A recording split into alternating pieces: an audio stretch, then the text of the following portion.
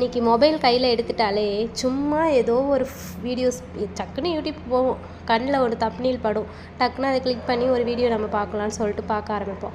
பார்த்த உடனே அது பார்த்துக்கிட்டே இருப்போம். அப்புறம் அடுத்த வீடியோன்னு சொல்லி நம்ம அப்படியே ஒரு வீடியோ பார்க்க நம்மளுக்கு ஒரு நாள் டைம் போகிறதே தெரியாமல் ஓட்டிகிட்ருப்போம். ஆக்சுவலி இங்கே ஒர்க் பண்ணுறவங்களும் வீடியோ போடுறாங்க, ஒர்க் பண்ணாதவங்களும் வீடியோ போடுறாங்க, நல்லா சம்பாதிக்கிறவங்களும் வீடியோ போடுறாங்க, பெரிய பெரிய டாக்டர்ஸுமே நிறைய பேர் வீடியோ போடுறாங்க, கப்புள்ஸாக வீடியோ போடுறாங்க, ஃபேமிலியாக வீடியோ போடுறாங்க, படத்தில் நிறைய ரீல்ஸை வச்சு சாங்ஸ் பண்ணிகிட்ருக்காங்க.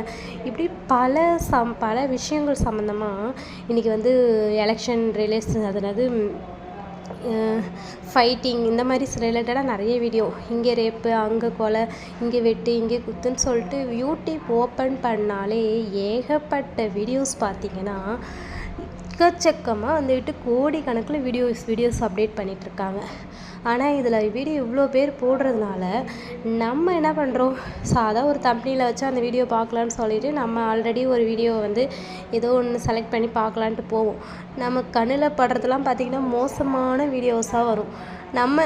நம்ம மைண்டு நமக்கு என்ன விஷயங்கள் இருக்குது, நம்ம என்ன வீடியோ பார்க்கலாம் அப்படின்ட்டு எந்த வீடியோவும் நம்ம சர்ச் பண்ணி பார்க்கவே மாட்டோம். ஒரு சமையல் வீடியோ பார்க்கலாம், இல்லைன்னா காமெடி வீடியோ ஏதாவது பார்க்கலாம், இல்லைன்னா நம்ம லைஃப் எப்படி மோட்டிவேஷனாக பண்ணி அடுத்த லெவலுக்கு கொண்டு போகிறது, நம்ம ஃபேமிலி எப்படி நம்ம ரன் பண்ணுறது இப்படின்னு சொல்லிட்டு எத்தனையோ வீடியோஸ் இருக்குது. நமக்கு ஒரு ட்ராயிங் வீடியோ பார்க்கலாம், இல்லைன்னா மனசுக்கு பிடிச்ச விஷயங்களை சாங்ஸாக இல்லை அது மாதிரி ஏதாவது நீங்கள் கேட்கலாம். இப்போலாம் அப்படி கிடையாது. மொபைலை திறக்கிறியா, இங்கே கொலை, இங்கே வெட்டு, இதில் நியூஸ் வந்துச்சுன்னா ஐயோ சாமி, அதை பார்க்குறப்போ ஒன்றுமே தெரிய மாட்டேங்குது. ஒரு மணி நேரம் போனதுக்கப்புறம் ஏன்டா இந்த வீடியோ பார்த்து இவ்வளோ நேரம் வேஸ்ட் பண்ணணும்னு தெரியும். ஆனால் ஒரு நாளைக்கு 24 மணி நேரம் இருக்குதுன்னு சொல்கிறாங்க. 24 மணி நேரம் இருக்கானே தெரியல, சத்தியமாக சொல்கிறேன்.